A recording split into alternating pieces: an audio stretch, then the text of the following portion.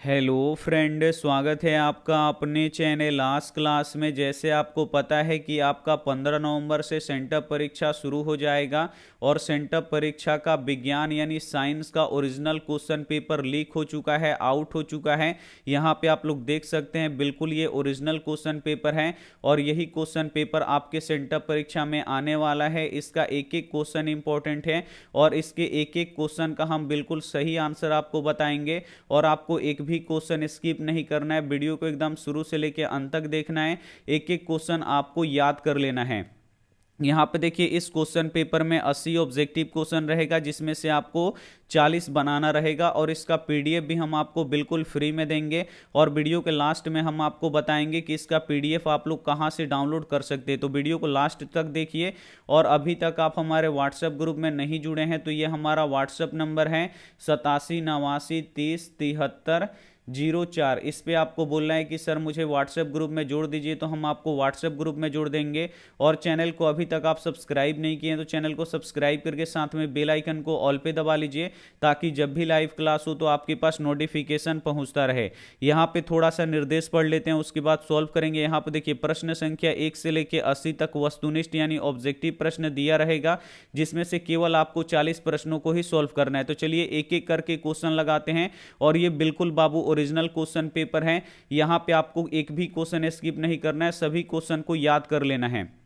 यहाँ पे देखिए, पहला नंबर क्वेश्चन है कि मानव का प्रमुख उत्सर्जी अंग निम्नांकित में से कौन है। ये क्वेश्चन हम आपको कई बार पढ़ा चुके हैं।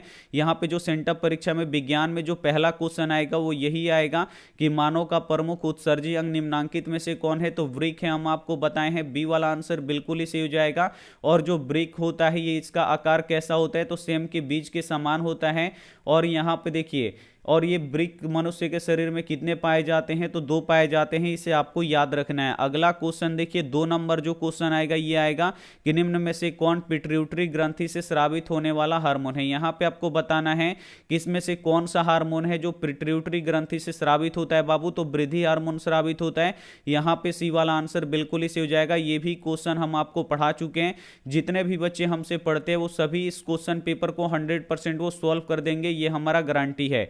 अगला क्वेश्चन देखिए, 3 नंबर प्रश्न है कि पुष्प का नर जनन अंग कहलाता है। यहाँ पे आपको बताना है कि पुष्प का नर जनन अंग क्या कहलाता है। पुंकेसर कहलाता है, ये भी हम आपको पढ़ा चुके हैं। और मादा अंग क्या कहलाता है, तो जयांग कहलाता है, ये भी हम आपको पढ़ा चुके हैं। एक एक करके यहाँ पे क्वेश्चन लगा देते हैं, आप लोग यहाँ पे सॉल्व करते हुए चलिए। 4 नंबर क्वेश्चन भी हम आपको पढ़ा चुके हैं कि द्विखंडन होता है। तो द्विखंडन अमीबा में भी होता है, पैरामीशियम में भी होता है, लिस्मेनिया में भी होता है, यानी इनमें से सभी में होता है। सभी क्वेश्चन हम आपको पढ़ा दिए हैं। डी वाला आंसर यहाँ पे बिल्कुल ही सही हो जाएगा। अगला क्वेश्चन देखिए, अगला क्वेश्चन ये 4 नंबर क्वेश्चन है कि युग्मक होते हैं। यहाँ पे आपको बताना है कि जो युग्मक होते हैं ये कैसे होते हैं। ये थोड़ा सा आपको नहीं दिखेगा क्योंकि हम इसको क्लियर किए हैं। तो यहाँ पे देखिए, धुंधला था, इसको हम क्लियर किए। तो हमेशा ये द्विगुणित होता है। कैसा होता है, आपको यहाँ पे बी वाला आंसर याद रखना है। 4 का बी होगा, हमेशा ये द्विगुणित होता है। एक होता है यहाँ पे शुक्राणु और दूसरा होता है अंडाणु। अगला देखिए, अगला क्वेश्चन जो आएगा यहाँ पे देखिए, ये शायद 5 नंबर क्वेश्चन था। ये 5 नंबर क्वेश्चन था, ये 5 नंबर क्वेश्चन था। 5 का यहाँ पे भी होगा। उसके बाद देखिए यहाँ पे ये 6 नंबर क्वेश्चन, 6 नंबर क्वेश्चन है कि यहाँ पे देखिए सोमैटोस्टिस्टिन यहाँ पे है, ये क्या है, ये आपको बताना है कि ये कौन सा हार्मोन है। तो ये कौन सा हार्मोन है बाबू, तो ये वृद्धि हार्मोन है। सी वाला आंसर बिल्कुल इसी हो जाएगा। बिल्कुल ओरिजिनल क्वेश्चन है, एक एक क्वेश्चन इसका इंपॉर्टेंट है। एक एक क्वेश्चन आप लोग यहाँ पे सॉल्व कीजिए। एक एक क्वेश्चन को आपको घोल के पी जाना है, याद कर लेना है। 7 नंबर क्वेश्चन देखिए कि वृक्क की रचनात्मक एवं क्रियात्मक इकाई को कहते हैं। तो वृक्क की रचनात्मक एवं क्रियात्मक इकाई को क्या कहते हैं बाबू, तो नेफ्रॉन कहते हैं। कई बार हम आपको पढ़ा चुके हैं। बी वाला आंसर बिल्कुल ही सही हो जाएगा। अगला क्वेश्चन देख लीजिए, अगला क्वेश्चन देखिए, 8 नंबर क्वेश्चन है कि मानव मस्तिष्क का सर्वाधिक विकसित भाग है। यहाँ पे आपको बताना है कि जो मानव मस्तिष्क होता है इसका सर्वाधिक विकसित भाग कौन सा होता है बाबू, तो सेरेब्रम होता है, यानी प्रमस्तिष्क होता है। हम आपको कई बार बताए हैं। सी वाला आंसर बिल्कुल ही सही हो जाएगा। और जो मस्तिष्क का भार होता है ये कितना होता है, तो 1.4 kg होता है, 1400 ग्राम होता है। इसे आपको याद रखना है। बहुत ही बढ़िया तरीके से आपको पढ़ाए हैं। अगला क्वेश्चन देखिए, 9 नंबर 9 नंबर प्रश्न है कि मूत्र की सांद्रता किस पर निर्भर करती है, तो एडीएच पर निर्भर करती है। इसे आपको याद रखना है, बी वाला आंसर बिल्कुल ही सही हो जाएगा। अगला क्वेश्चन देख लीजिए। अगला क्वेश्चन है 10 नंबर की, रंध्र का मुख्य कार्य है। यहां पे आपको बताना है कि जो रंध्र होते हैं, रंध्र कहां पे पाए जाते हैं, तो पेड़ पौधों की पत्तियों में पाए जाते हैं। और रंध्र का बाबू मुख्य कार्य क्या होता है, तो गैसों का विनिमय होता है। इसे आपको याद रखना है। यहां पे डी वाला आंसर बिल्कुल ही सही हो जाएगा। एक एक क्वेश्चन इंपॉर्टेंट है बाबू, बिल्कुल ये ओरिजिनल क्वेश्चन पेपर एकदम शुरू से लेकर अंत तक देखिएगा आप लोग। अगला क्वेश्चन देख लीजिए। यहां पे 11 नंबर, 11 नंबर क्वेश्चन यहां पे थोड़ा सा आपको साफ नहीं दिखेगा, लेकिन हम यहां पे पढ़ के बता देते हैं कि पक्षी और चमगादड़ के पंख होते हैं। तो पक्षी और चमगादड़ के पंख कैसे होते हैं बाबू, तो समवृत्तीय अंग होते हैं। इसे आपको याद रखना है, सी वाला आंसर बिल्कुल ही सही हो जाएगा। अगला क्वेश्चन देख लीजिए 12 नंबर। 12 नंबर प्रश्न है कि रक्त लाल किस, यहां पे देखिए, रक्त लाल रंग निम्नलिखित में से किस प्रोटीन के कारण से होता है। तो रक्त लाल किस कारण से दिखाई देता है बाबू, तो हीमोग्लोबिन के कारण से दिखाई देता है। बी वाला आंसर बिल्कुल ही सही हो जाएगा। अगला क्वेश्चन देखिए। अगला क्वेश्चन देखिए 13 नंबर क्वेश्चन है कि मानव में ऑटोसोम की जोड़ियों की संख्या होती है। ये हम आपको कई बार ये भी क्वेश्चन पढ़ाए हैं कि मानव में ऑटोसोम कितनी होती है बाबू, तो ऑटोसोम 22 जोड़ी होता है। और जो 23वां जोड़ी होता है वो लिंक क्रोमोसोम होता है। इसे आपको याद रखना है। और मनुष्यों में कितने जोड़ी क्रोमोसोम होते हैं, तो 23 जोड़ी क्रोमोसोम होते हैं। इसे भी साथ में आपको याद रखना है। अगला क्वेश्चन देखिए। अगला क्वेश्चन है 14 नंबर की, पौधों के वायवीय भागों से जल के वाष्प के रूप में निकलने की क्रिया कहलाती है। यहां पे आपको बताना है कि पौधों के वायवीय भागों से जल के वाष्प के रूप में निकलने की क्रिया क्या कहलाती है बाबू, तो वातपोत्सर्जन कहलाती है। ये भी हम आपको पढ़ा चुके हैं। सी वाला आंसर बिल्कुल ही सही हो जाएगा। अगला क्वेश्चन देख लीजिए। अगला क्वेश्चन है कि आयोडीन घोल को स्टार्च में मिलाने पर इसका रंग हो जाता है। यहां पे आपको बताना है कि आयोडीन घोल को जब हम स्टार्च में मिलाएंगे तो इसका रंग कैसा हो जाएगा बाबू, नीला हो जाएगा। कैसा हो जाएगा, नीला हो जाएगा। ए वाला आंसर बिल्कुल ही सही हो जाएगा। अगला क्वेश्चन देख लीजिए। अगला क्वेश्चन है कि दो तंत्रिका कोशिकाओं के मध्य खाली स्थान को कहते हैं। ये भी हम आपको पढ़ा चुके हैं, सिनेप्स कहते हैं। डी वाला आंसर बिल्कुल ही सही हो जाएगा। हमारा पढ़ाया हुआ देखिए सेंटर परीक्षा में 100% लड़ रहा है, तो आप लोग बिल्कुल मन लगा के पढ़ाई कीजिए। और शरीर की सबसे लंबी कोशिका कौन सी होती है, तंत्रिका कोशिका होती है। अगला क्वेश्चन देखिए जो आएगा वो गोबर छत्ता होगा। यहाँ पे देखिए गोबर छत्ता है, तो गोबर छत्ता क्या है बाबू, एक मृत पोषी जीव है। इसे आपको याद रखना है। सी वाला आंसर यहाँ पे बिल्कुल ही सही हो जाएगा। अगला क्वेश्चन देखिए 18 नंबर क्वेश्चन आएगा कि वर्तिका भाग है। यहां पे आपको बताना है कि जो वर्तिका होता है ये किसका भाग होता है, तो ये जयांग का भाग होता है। इसे आपको याद रखना है। ए वाला आंसर बिल्कुल ही सही हो जाएगा। अगला क्वेश्चन देखिए, ये भी हम आपको पढ़ा चुके हैं कि दांत का सबसे कठोरतम भाग है। तो दांत का सबसे कठोरतम भाग कौन सा होता है बाबू, इनामेल होता है। कई बार हम आपको बताए हैं। डी वाला आंसर बिल्कुल ही सही हो जाएगा। और जो ये इनामेल होता है, ये दांतों का जो सबसे ऊपरी परत होता है, जो हमें बाहर से सफेद दिखाई देता है, वही इनामेल होता है। तो यहां पे डी वाला आंसर बिल्कुल ही सही हो जाएगा। अगला क्वेश्चन देखिए। अगला क्वेश्चन है कि एक खाद्य श्रृंखला में दूसरे पोषी स्तर पर हमेशा कौन रहता है, तो दूसरे पोषी स्तर पर हमेशा कौन सा रहता है बाबू, मांसाहारी रहता है। और पहले पे क्या रहता है, तो शाकाहारी रहता है। इसे आपको याद रखना है। अगला क्वेश्चन देखिए 21 नंबर। एक एक क्वेश्चन इंपॉर्टेंट है बाबू, बिल्कुल ओरिजिनल क्वेश्चन पेपर है। 21 नंबर क्वेश्चन है कि जल प्राप्त, यहां पे देखिए गर्म जल प्राप्त करने के लिए हम सौर जल तापक का उपयोग किस दिन नहीं कर सकते हैं। ये भी हम आपको पढ़ा चुके हैं। तो जो सौर जल तापक होता है, इसका उपयोग हम कब नहीं करते, तो बादलों वाले दिनों में नहीं हो सकता है इसका प्रयोग। यहां पे बी वाला आंसर बिल्कुल ही सही हो जाएगा। अगला क्वेश्चन देख लीजिए।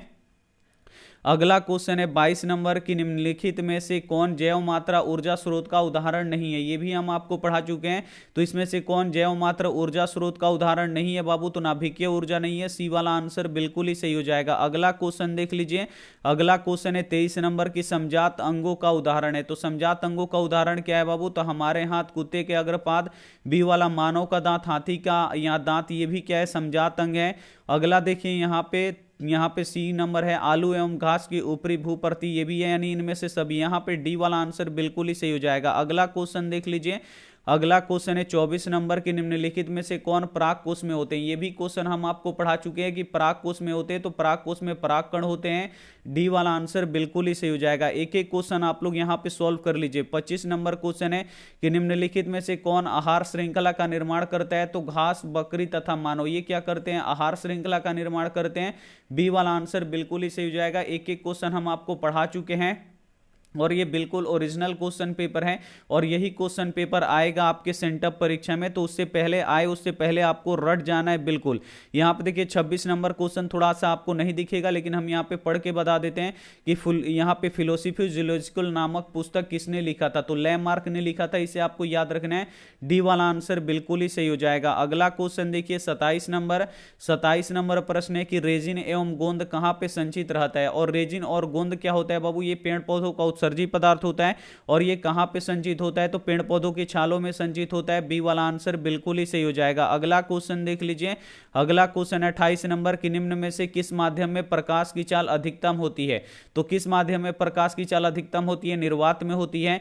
लेकिन जब निर्वात ना दे तो आपको क्या किस पे टिक करना है, हवा पे टिक करना है। बी वाला आंसर बिल्कुल ही सही हो जाएगा। अगला क्वेश्चन देख लीजिए, अगला क्वेश्चन देखिए 29 नंबर क्वेश्चन है कि विद्युत आवेश का एसआई मात्रक है। कई बार हम आपको ये सभी क्वेश्चन पढ़ा चुके हैं, जो भी बच्चे हमसे पढ़े होंगे इस सेंटअप पे एग्जाम का जो ये क्वेश्चन पेपर है इसको आप लोग 100% सॉल्व कर पाइएगा।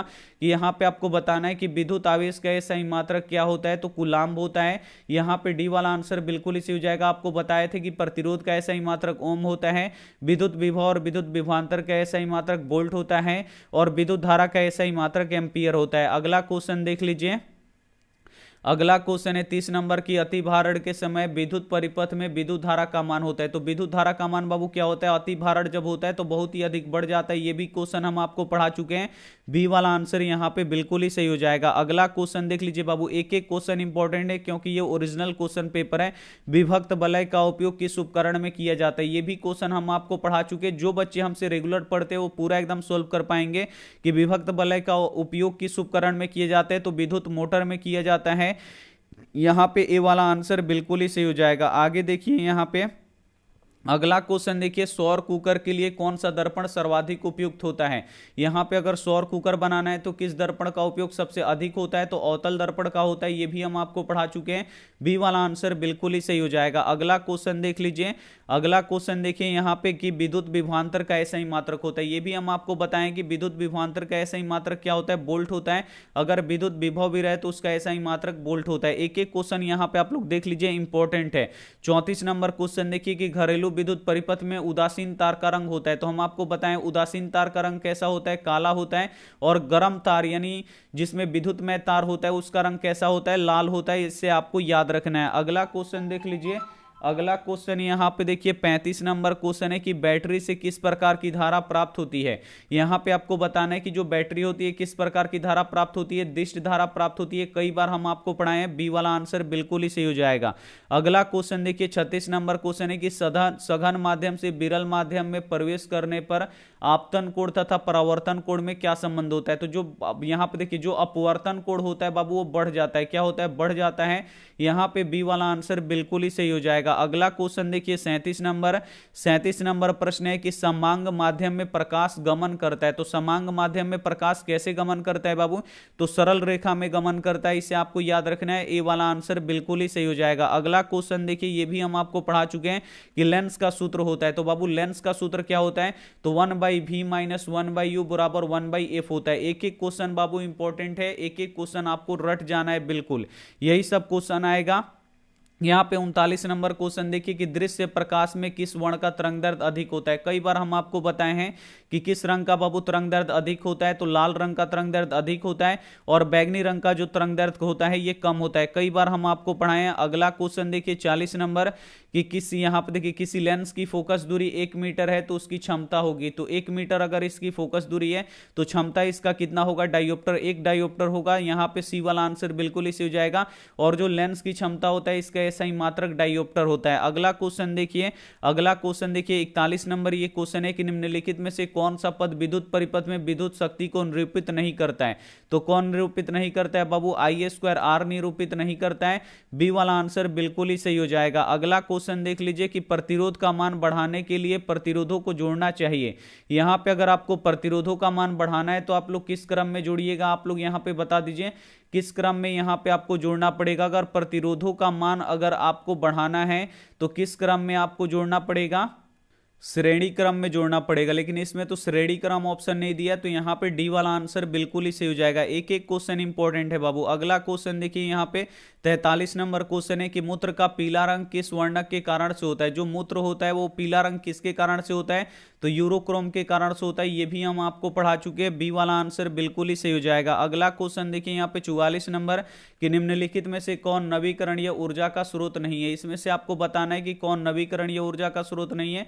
तो जो नवीकरणीय स्रोत होगा वो कभी खत्म नहीं होगा। तो हवा यानी पवन, जल और सूर्य ये कभी खत्म नहीं होगा, लेकिन पेट्रोलियम खत्म हो जाएगा। तो यहाँ पे डी वाला आंसर बिल्कुल ही सही हो जाएगा। अगला क्वेश्चन देखिए, 45 नंबर क्वेश्चन है कि लैंगिक जनन संचरित रोग है। यहां पे आपको बताना है कि लैंगिक जनन संचरित रोग कौन सा है बाबू, तो एड्स है। इसे आपको याद रखना है। सी वाला आंसर बिल्कुल ही सही हो जाएगा। अगला क्वेश्चन देखिए, 46 नंबर आपको नहीं दिखेगा, लेकिन हम यहां पे पढ़ के आपको बता देते हैं कि निम्नलिखित में से कौन विद्युत का सुचालक है। इसमें से आपको बताना है कि कौन विद्युत का सुचालक है, तो जो ग्रेफाइड है। यहां पे आपको डी याद रखना है, 46 का डी। ग्रेफाइड क्या हो जाएगा, यहां पे विद्युत का सुचालक होगा। ये हम आपको पढ़ा चुके हैं। अगला क्वेश्चन देख लीजिए। अगला क्वेश्चन है 47 नंबर कि निम्नलिखित में से कौन पारिस्थितिक तंत्र का एक जैव घटक हो सकता है। यहां पे आपको बताना है कि पारिस्थितिक तंत्र का एक जैव घटक हो सकता है बाबू, तो कवक हो सकता है। बी वाला आंसर बिल्कुल ही सही हो जाएगा। अगला क्वेश्चन देख लीजिए 48 नंबर। 48 नंबर प्रश्न है कि विद्युत उपकरण का धातु का आवरण जोड़ा जाता है। यहां पे आपको बताना है कि विद्युत उपकरण का जो धातु का आवरण होता है वो जोड़ा जाता है। तो किससे जोड़ा जाता है बाबू, भू संपर्क तार यानी अर्थ तार से जोड़ा जाता है। यहां पे बी वाला आंसर बिल्कुल ही सही हो जाएगा। एक एक क्वेश्चन इंपॉर्टेंट है बाबू, ये एकदम ओरिजिनल क्वेश्चन पेपर है। अगला क्वेश्चन देखिए 49 नंबर कि निम्नलिखित में से किसे विद्युत मोटर का उपयोग होता है। अब यहां पे आपको बताना है कि किस में विद्युत मोटर का उपयोग होता है, तो पंखा में भी विद्युत मोटर का उपयोग होता है, टेप रिकॉर्डर में भी होता है, लिथ मशीन में भी विद्युत मोटर का उपयोग होता है, यानी इनमें से सभी में होता है। तो डी वाला आंसर यहां पे बिल्कुल ही सही हो जाएगा। अगला क्वेश्चन देखिए 50 नंबर भी पढ़ा चुके हैं कि दो हल्के नाभिक जुड़कर एक भारी नाभिक का निर्माण करता है। दो हल्का हल्का नाभिक जुड़ के अगर एक भारी नाभिक का निर्माण करेगा तो इसे क्या कहते हैं, नाभिकीय संलयन। और नाभिकीय संलयन अभिक्रिया से किसमें ऊर्जा उत्पन्न होता है, तो सूर्य में ऊर्जा उत्पन्न होता है। इसे आपको याद रखना है। अगला क्वेश्चन देखिए 51 नंबर की कार्बन आधुनिक आवर्त सारणी के किस वर्ग का सदस्य है। यहां पे आपको बताना है कि जो कार्बन है ये आधुनिक आवर्त सारणी के किस वर्ग का सदस्य है बाबू, तो वर्ग 14 का सदस्य है। सी वाला आंसर यहां पे बिल्कुल ही सही हो जाएगा। कार्बन का संकेत यहां पे सी होता है, इसका परमाणु संख्या कितना होता है, 6 होता है। इसे आपको याद रखना है। अगला क्वेश्चन देखिए, अगला क्वेश्चन में हम आपको पढ़ा चुके हैं कि बॉक्साइड निम्नांकित में से किस धातु का अयस्क है। यहां पे आपको बताना है कि जो बॉक्साइड है ये किस धातु का अयस्क है बाबू, एल्यूमिनियम धातु का अयस्क है। कई बार हम आपको पढ़ाए हैं। यहां पे ए वाला आंसर बिल्कुल ही सही हो जाएगा। बिल्कुल ये ओरिजिनल क्वेश्चन पेपर है, 100% इसको आपको रट जाना है। इसका पीडीएफ हम आपको बिल्कुल फ्री में देंगे और सब्जेक्टिव क्वेश्चन भी बताएंगे आपको इसका कहां मिलेगा। तो कमरे के ताप पर द्रव अवस्था में रहने वाला धातु है। तो कमरे के ताप पर द्रव अवस्था में कौन रहता है बाबू, धातु, तो पारा रहता है। इसे आपको याद रखना है। अगर अधातु, अगर यहां पे फाइनल बोर्ड की बात करें, अगर अधातु पूछा जाए तो जो ब्रोमीन होता है ये कैसा अधातु है जो कमरे के ताप पर द्रव अवस्था में पाया जाता है। अगला क्वेश्चन देखिए 54 नंबर की सोडियम की संयोजकता क्या है। यहां पे आपको सोडियम यानी Na का आपको संयोजकता बताना है। तो सोडियम का परमाणु संख्या 11, पहली कक्षा में 2 इलेक्ट्रॉन, दूसरा में 8 यानी 10, यानी अंतिम कक्षा में कितना होगा, 1 इलेक्ट्रॉन होगा और यही इसका संयोजी इलेक्ट्रॉन हो जाएगा। ए वाला आंसर बिल्कुल ही सही हो जाएगा। अगला क्वेश्चन देखिए, अगला क्वेश्चन है 55 नंबर की जिप्सम का रासायनिक सूत्र है। यहां पे आपको बताना है कि जिप्सम का रासायनिक सूत्र क्या होता है, तो CaSO4 × 1/2H2O होता है। इसे आपको याद रखना है। डी वाला आंसर बिल्कुल ही सही हो जाएगा। अगला क्वेश्चन देख लीजिए। अगला क्वेश्चन है 56 नंबर की अधिकतर धातुओं के ऑक्साइड होते हैं। यहां पे आपको बताना है कि अधिकतर धातुओं के ऑक्साइड कैसे होते हैं बाबू, क्षारीय होते हैं, हम आपको कई बार पढ़ाए हैं। और अधातु के ऑक्साइड कैसे होते हैं, अम्लीय होते हैं। अगला क्वेश्चन देख लीजिए। अगला क्वेश्चन भी पढ़ाए हैं कि नाइट्रोजन के अणुओं के दो, यहां पे देखिए नाइट्रोजन के अणुओं में 2 परमाणुओं के बीच कितने आबंध होते हैं। नाइट्रोजन के बीच कितने परमाणु आबंध होते हैं बाबू, तो 3 आबंध होते हैं, हम आपको पढ़ाए हैं। और ऑक्सीजन के बीच में कितना होता है, 2 होता है। और हाइड्रोजन के बीच में कितना होता है, 1 होता है, हम आपको पढ़ा चुके हैं। चलिए अगला क्वेश्चन देख लीजिए। अगला क्वेश्चन है 58 नंबर की सोडियम के बाह्यतम शेल में कितना इलेक्ट्रॉन है। तो अभी हम बताए थे इसका परमाणु संख्या 11 होता है, 2, 8 और 1। अंतिम कक्षा में कितना इलेक्ट्रॉन, तो 1 इलेक्ट्रॉन होता है। वहां पे संयोजकता पूछा था, यहां पे इलेक्ट्रॉन पूछा है कि कितना इलेक्ट्रॉन विद्यमान होता है, तो 1 इलेक्ट्रॉन विद्यमान होता है। डी वाला आंसर बिल्कुल ही सही हो जाएगा। अगला क्वेश्चन देख लीजिए। अगला क्वेश्चन है 59 नंबर की, निम्नांकित में से कौन सी धातु किसकी यहाँ पे उसके गलित क्लोराइड से क्लोराइड का वैद्युत अपघटन करके किया जाता है? तो बाबू कॉपर का किया जाता है वैद्युत अपघटन, इसे आपको याद रखना है। बी वाला आंसर बिल्कुल ही सही हो जाएगा। अगला क्वेश्चन देखिए, अगला क्वेश्चन सभी बच्चों का एकदम सही आंसर आना चाहिए, पढ़ा चुके हैं कि कोई धातु ऑक्सीजन के साथ अभिक्रिया करके उच्च गलनांक वाले यौगिक बनाता है, तो यह यौगिक जल में विलय है, तो तत्व निम्नलिखित में से कौन सा होगा? तो कैल्शियम होगा। यहां पे डी वाला आंसर बिल्कुल इसी हो जाएगा। कैल्शियम का संकेत Ca होता है और इसका परमाणु संख्या कितना होता है? 20 होता है। अगला क्वेश्चन देख लीजिए, अगला क्वेश्चन यहां पे देखिए फ्लैफ्थोलिन सूचक का रासायनिक, यहां पे देखिए सूचक का क्षारीय माध्यम का रंग कैसा होगा बाबू? गुलाबी होगा, इसे आपको याद रखना है। बी वाला आंसर बिल्कुल ही सही हो जाएगा। अगला क्वेश्चन देखिए कि एसिटिक अम्ल का IUPAC नाम है, ये भी हम आपको कई बार पढ़ाएं कि एसिटिक अम्ल का IUPAC नाम क्या है बाबू? यहाँ पे एथेनोइक अम्ल है। बी वाला आंसर बिल्कुल ही सही हो जाएगा। और फॉर्मिक अम्ल का IUPAC नाम क्या होता है? तो मेथेनोइक अम्ल होता है, तो इसे भी आपको याद रखना है। अगला क्वेश्चन देखिए 63 नंबर की, निम्नांकित में से कौन सी धातु तनु H2SO4 से अभिक्रिया नहीं करती है? तो कौन सी धातु तनु H2SO4 से अभिक्रिया नहीं करती है? तो कॉपर नहीं करती है। यहां पे सी वाला आंसर बिल्कुल ही सही हो जाएगा। एक एक क्वेश्चन इंपॉर्टेंट है बाबू, ओरिजिनल क्वेश्चन पेपर है। 64 नंबर क्वेश्चन है कि निम्नांकित धातुओं में से कौन युग्म, यहां पे आपको बताना है कि धातुओं का युग्म इसमें से कौन सा है, इसमें यानी बताना है कि दोनों धातु कौन सा है। तो यहां पे देखिए सोडियम जो होता है Na, ये भी धातु होता है, और कैल्शियम यानी जो Ca होता है ये भी क्या होता है? धातु होता है। तो ये धातु का युग्म है, तो यहां पे ए वाला आंसर बिल्कुल ही सही हो जाएगा। अगला क्वेश्चन देख लीजिए, अगला क्वेश्चन है 65 नंबर की, हीरा अप्रूफ है। यहां पे अब आपको बताना है कि जो हीरा होता है ये किसका अप्रूफ होता है? तो कई बार आपको पढ़ाएं, ये कार्बन का अप्रूफ होता है। बी वाला आंसर बिल्कुल ही सही हो जाएगा। अगला क्वेश्चन देखिए 66 नंबर क्वेश्चन है कि तांबा यानी कॉपर का परमाणु संख्या है। तो तांबा यानी कॉपर का परमाणु संख्या कितना होता है? तो 29 होता है। डी वाला आंसर यहां पे बिल्कुल ही सही हो जाएगा। अगला क्वेश्चन देखिए, ये भी हम आपको पढ़ा चुके हैं कि ऑक्जेलिक अम्ल पाया जाता है। तो बाबू ऑक्जेलिक अम्ल किस में पाया जाता है? तो टमाटर में पाया जाता है, कई बार आपको पढ़ा है। डी वाला आंसर बिल्कुल ही सही हो जाएगा। और इमली में कौन सा अम्ल पाया जाता है? टार्टरिक अम्ल पाया जाता है। सिरका में एसिटिक अम्ल पाया जाता है। संतरा में सिट्रिक अम्ल पाया जाता है, इसे आपको याद रखना है। अगला क्वेश्चन देखिए 68 नंबर प्रश्न है कि निम्नलिखित में से कौन सी धातु ठंडे और गर्म जल के साथ अभिक्रिया नहीं करती है? तो कौन सा धातु है जो ठंडे और गर्म जल के साथ अभिक्रिया नहीं करता है? तो लोहा नहीं करता है, इसे आपको याद रखना है। डी वाला आंसर बिल्कुल ही सही हो जाएगा। अगला क्वेश्चन देखिए 69 नंबर प्रश्न है कि निम्नांकित में से कौन अमलगम है? इसमें से आपको बताना है कि कौन अमलगम है। तो यहां पे देखिए कौन अमलगम है बाबू? तो कॉपर और जिंक ये मिलकर अमलगम, यहां पे देखिए अमलगम बनाता है। ए वाला आंसर बिल्कुल ही सही हो जाएगा। अगला क्वेश्चन देख लीजिए, यहां पे अगला क्वेश्चन देखिए 70 नंबर है कि निम्नांकित में से कौन धातु विद्युत का सबसे अच्छा सुचालक है? कई बार आपको बढ़ाए हैं कि कौन सा धातु सबसे अधिक विद्युत का सुचालक होता है? अच्छा सुचालक तो चांदी होता है, और चांदी का संकेत क्या होता है? Ag होता है, इसे आपको याद रखना है। अगला क्वेश्चन देख लीजिए, अगला क्वेश्चन 71 नंबर है कि निम्नांकित में से कौन सा धातु जिंक सल्फेट के विलयन में जिंक को विस्थापित कर देता है? तो कौन करता है बाबू? कॉपर करता है, इसे आपको याद रखना है। डी वाला आंसर बिल्कुल ही सही हो जाएगा। अगला क्वेश्चन देखिए आपको नहीं दिखेगा, लेकिन हम यहां पे आपको पढ़ के बता देते हैं कि कौन, यहां पे देखिए कोई तत्व ऑक्सीजन से संयोग करके ऑक्साइड बनाता है, तो वो यह अभिक्रिया होगी। और यहां पे देखिए ऑक्सीजन का संयोग हो रहा है, तो ऑक्सीजन का संयोग किस में होता है बाबू? उपचयन में होता है। यहां पे ए वाला आंसर बिल्कुल ही सही हो जाएगा। अगला क्वेश्चन देख लीजिए, अगला क्वेश्चन यहां पे कि सूर्य के प्रकाश का अवशोषण करके घटित होने वाला अभिक्रिया कहलाती है। तो सूर्य का प्रकाश अवशोषण किसमें होता है बाबू? तो प्रकाश रासायनिक अभिक्रिया में होता है, इसे आपको याद रखना है। बी वाला आंसर यहां पे बिल्कुल ही सही हो जाएगा। अगला क्वेश्चन देखिए 74 नंबर कि PbOH किस प्रकार का लवण है? तो बाबू ये किस प्रकार का लवण है? तो ये क्षारीय लवण है, इसे आपको याद रखना है। सी वाला आंसर बिल्कुल ही सही हो जाएगा। अगला क्वेश्चन देख लीजिए, अगला क्वेश्चन है 75 नंबर, ये भी हम आपको कई बार पढ़ा चुके हैं कि शुद्ध जल का पीएच मान कितना होता है? तो शुद्ध जल का पीएच मान कितना होता है? 7 होता है, इसे आपको याद रखना है। बी वाला आंसर बिल्कुल ही सही हो जाएगा। अगला क्वेश्चन देख लीजिए, अगला क्वेश्चन है 76 नंबर की अपशिष्ट प्रबंधन की नई धारणा क्या है? यहां पे आपको बताना है कि अपशिष्ट प्रबंधन का नई धारणा क्या है? तो कमी, पूर्ण, यहां पे देखिए पुनर्चालन और पुनर्उपयोग, यानी इनमें से सभी है बाबू, आपको याद रखना है। डी वाला आंसर बिल्कुल ही सही हो जाएगा। अगला क्वेश्चन देखिए, अगला क्वेश्चन है कि पॉलिथीन बैगों के बदले में किस प्रकार की थैले का उपयोग उपयोग करना चाहिए?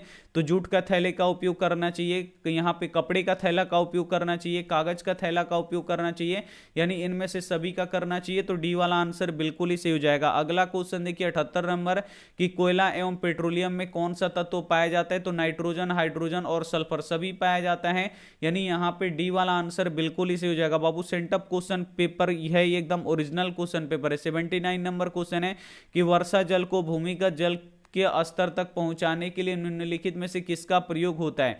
तो किसका प्रयोग होता है बाबू वर्षा जल को भूमिगत जल तक पहुंचाने के लिए? तो बोरवेल और डकवेल दोनों का प्रयोग होता है। तो यहां पे सी वाला आंसर बिल्कुल ही सही हो जाएगा। और यहां पे देखिए 80 नंबर क्वेश्चन, और ये अंतिम क्वेश्चन है इसमें का कि यहाँ पे तत्वों के निम्नलिखित युगों में कौन सा परमाणु संख्या 19 और 21 के मध्य स्थित होता है? यहाँ पे आपको बताना है कि किसका इसमें परमाणु संख्या 19 से लेके 21 के बीच में है। तो सोडियम का यहाँ पे देखिए Na का परमाणु 11 होता है, तो ये ऐसे ही नहीं होगा। यहाँ पे देखिए कैल्शियम का बाबू कितना होता है? तो कैल्शियम का 20 होता है। स्क्रेलियम का कितना होता है बाबू? यहाँ पे 21 होता है। 22 के बीच में पूछना है तो यहाँ पे इसका 21 होता है। तो यहाँ पे बी वाला आंसर बिल्कुल इसी हो जाएगा। यहाँ पे सेंटअप एग्जाम का ओरिजिनल क्वेश्चन पेपर आप लोग यहाँ पे सॉल्व कर चुके हैं, और इसमें का एक एक क्वेश्चन इंपॉर्टेंट है। आपको इससे क्या करना है, रट जाना है और इस वीडियो को ज्यादा से ज्यादा शेयर करना है। और जो भी बच्चे व्हाट्सएप ग्रुप में नहीं जुड़े हैं जुड़ जाइए। आपको इस पे बोल देना है, व्हाट्सएप पे मैसेज करना है कि सर मुझे ग्रुप में जोड़ दीजिए, हम आपको जोड़ देंगे। यहाँ पे देखिए व्हाट्सएप नंबर है 8789307304। इस पे आपको बोलना है कि सर मुझे व्हाट्सएप ग्रुप में जोड़ दीजिए, जोड़ देंगे। अब चलिए हम बताते हैं कि इसका कहां से आप लोग पीडीएफ डाउनलोड कीजिएगा और परीक्षा में कैसे इसे आप लोग याद भी रखिएगा। तो सभी के फोन में होता है गूगल और क्रोम, तो आपको क्या कर लेना है, ओपन कर लेना है।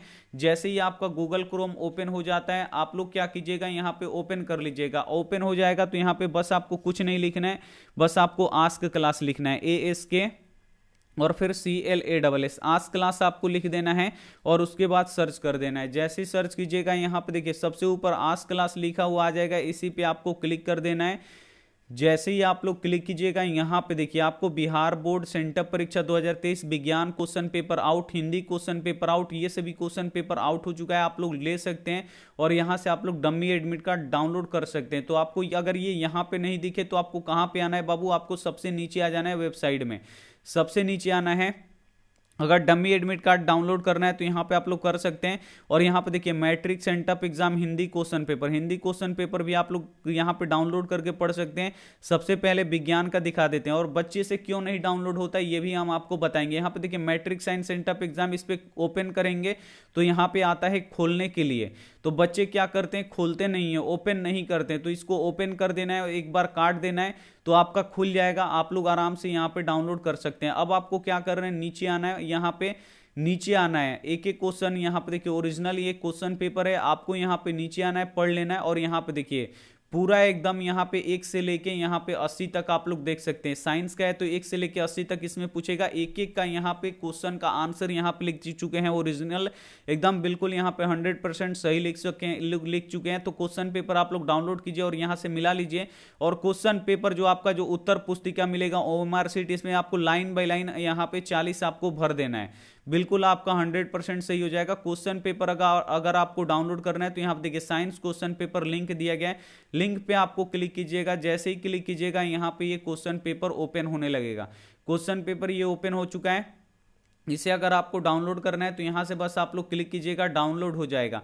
उसके बाद सब्जेक्टिव का हम यहाँ पे डालेंगे, तो सब्जेक्टिव अभी नहीं डाल पाए हैं तो सब्जेक्टिव डाल देंगे, आप लोग यहाँ पे उसको भी पढ़ लीजिएगा। हिंदी के देखिए, हिंदी पे हम क्लिक करेंगे तो हिंदी का भी हमारा ओपन हो जाएगा। हिंदी में आएंगे यहाँ पे नीचे, तो हिंदी का क्वेश्चन पेपर नहीं डाले, पढ़ा चुके हैं, लेकिन यहाँ पे उसका जो आंसर है बिल्कुल यहाँ पे डाल चुके हैं। अगर आपको याद भी नहीं कीजिएगा तो यहाँ पे देखिए आपको परीक्षा हॉल में इसे खोलना है और 50 तक, 100 में से आपको 50 बनाना है, 50 इसमें से आपको देख के रंग देना है। बिल्कुल 100% यहाँ पे एकदम सही आंसर है, पूरा 100% यहाँ पे दिए। क्वेश्चन पेपर यहाँ से डाउनलोड कर सकते हैं, अभी इसके डन नहीं डाले हैं, डाल देंगे, आप लोग डाउनलोड कर लीजिएगा। तो ऐसे करके आप लोग पढ़ सकते हैं। तो उम्मीद करते हैं ये क्लास आपको काफी अच्छा लगा होगा। थैंक यू फॉर वॉचिंग, मिलते हैं अगली क्लास में, तब तक अपना ध्यान रखिए, मन लगा के पढ़ाई कीजिए। Take care and bye.